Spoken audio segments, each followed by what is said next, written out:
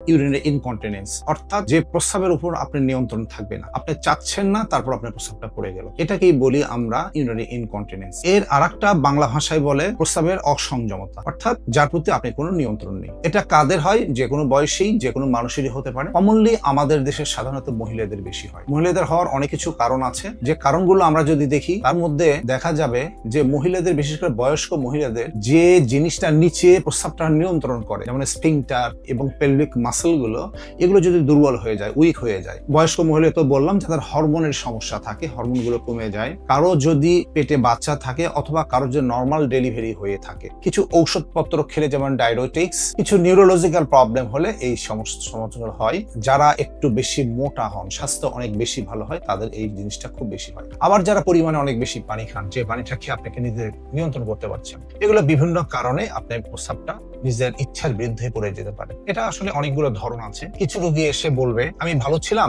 হঠাৎ করে আমি একটু যদি হেসে ফেলি জোরে বা একটু কাশি দিলাম বা হাঁচি দিলাম, তাহলে আমার প্রস্রাব পড়ে যায়। এটা এক ধরনের হতে পারে। আবার কেউ বলে যে না, আমার প্রস্রাবের বেগ আছে, একটু বেগ হলো, আমি ওয়াশরুমে যাব, খুব দ্রুত না গেলে আমার প্রস্রাবটা পড়ে যায়, এক্ষুনি আমাকে যেতেই হবে। আবার কিছু প্রস্রাব পড়ে যায়, বিশেষ করে মহিলাদের, তারা বলে যে না, আমার প্রস্রাবের রাস্তাতে প্রস্রাব লিক করে না, আমার প্রস্রাব লিক করে জরায়ু দিয়ে, অর্থাৎ বাংলায় যেটাকে আমরা বলি যোনিপথ দিয়ে যেতে পারে। এটারও অনেকগুলো কারণ আছে। সাধারণত যেটা হয়, কারো যদি অবস্ট্রাক্টেড লেবার, অর্থাৎ তারা বাড়িতে বাচ্চা প্রসব করতে যান, অনেক সময় ধরে পেটে ব্যথা থাকে, বাচ্চারা হয় না, এগুলো কারণে হতে পারে। অথবা তার যদি কিছু অপারেশন জনিত কারণে, আমরা তলপেটে যদি কিছু অপারেশন করে রোগী, সেগুলোর কারণে হতে পারে। অর্থাৎ একটা রোগী যখন প্রস্রাবের এই নিজের ইচ্ছার বিরুদ্ধে প্রস্রাব পড়ে যাওয়া ইউরিনারি ইনকন্টিনেন্স নিয়ে আসবে, তখন আমরা তাকে ডিটেলস তার কথা শুনে আমরা সাধারণত কি হয়েছে, কেন হয়েছে, কেনটা বের করে অ্যাড্রেস করে তার আমরা চিকিৎসা দিয়ে দিই।